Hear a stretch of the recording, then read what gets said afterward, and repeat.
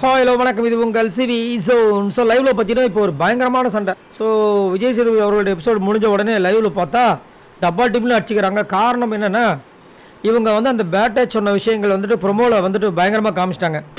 முன்னாடி 24/7 கூட பெருசாக பார்த்துக்க மாட்டாங்க. ஆனால் ப்ரொமோவில் போட்டதுனால நிறைய பேருக்கு ரீச் ஆகிடுச்சு. ஸோ கமருதீனுக்கும் விஜய் பார்வதிக்கும் ஜெயிலில் சம்திங் நடந்திருக்கு அப்படின்றது ஒரு பெரிய இதுவாக போயிடுச்சு. சரிங்களா? அதை கமருதீன் அப்பயே சொன்னார், இதுக்கப்புறம் யார்கிட்டையும் சொல்ல வேணாம், இவங்களும் நான் சொல்லிட்டேன் திவாகர் கிட்டேன்னு சொல்லிட்டு ஒரு பிரச்சனையில் தெரிய வந்திருக்கோம். இப்போ பிரஜனன் சாண்ட்ரா வேறு மாதிரி போயிட்டுருக்கு, கொஞ்சம் பார்த்து 2 பேர் நடந்துக்குங்க அப்படின்னு ஒரு ஹிண்ட்டு கொடுத்த உடனே இவர் டென்ஷன் ஆகிட்டு வெளியே சண்டை போட்டார். இப்போ உள்ளே செம்மையாக சண்டை போடுறாரு. நம்ம 2 பேருக்கு பிடிச்சி தானே இருந்தோம், நீ சும்மா பழகின, நான் உன்னை பேட் வச்சுன்றேன், நான் வேணுட்டே பண்ணனா, நம்ம 2 பேர் பிடிச்சி தானே பழகணும் ஒரு ஒன்று சொல்கிறார். ஒரு வேளை 2 பேரும் பிடிச்சி என்ன சம்திங் நம்மளுக்கு ஒன்றும் புரியல, தெளிவாக நம்ம சொல்ல முடியாது. அவர் அதை தான் திரும்ப சொல்கிறார், நம்ம 2 பேரும் பிடிச்சி தானே பழகணும், எதுக்கு நீ சொன்ன, வா திவாகரனுக்கு கேட்கலாம், திவாகரன்கிட்ட என்ன நீ சொன்ன தெரிஞ்சுக்கணும்னு சொல்கிறாரு. அங்கே வராரு. இவங்க தனியாக போய் பேசுவோம், இங்கே அதை எல்லாரும் முன்னாடி பேச வேண்டாம் இதை பற்றின்னு அவங்க சொல்கிறாங்க.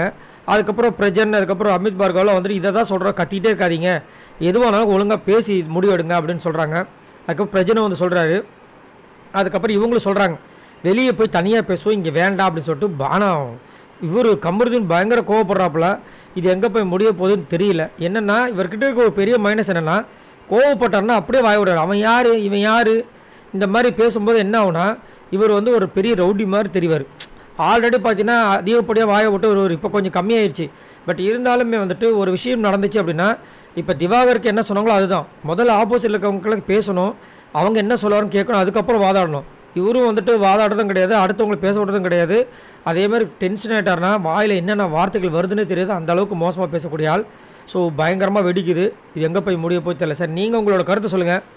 ஜெயிலில் நடந்த விஷயங்கள் இப்போ வரைக்கும் பயங்கர மர்மமாகவே இருக்குது. சரிங்களா? என்ன நடந்துச்சுன்றது இது வரைக்கும் யாருக்குமே தெரியாது.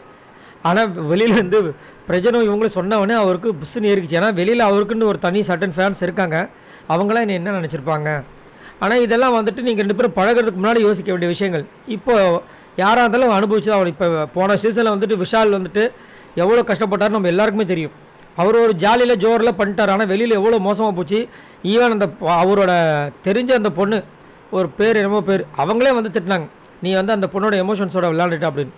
ஸோ இது முள்ளில் போட்ட சேலை மாதிரி தான். முதல் பட்டுருச்சு, இப்போ கிளியாமல் எடுக்கணும், அவ்வளோதான், வேறு வழியே கிடையாது. அதில் ஓட்ட ஓடசல் வந்தாலும் அதை நம்ம தான் தாங்கிக்கணுன்றது நம்மளோட கருத்து. உங்களோட கருத்தை சொல்லுங்கள். பாய் நண்பர்களை.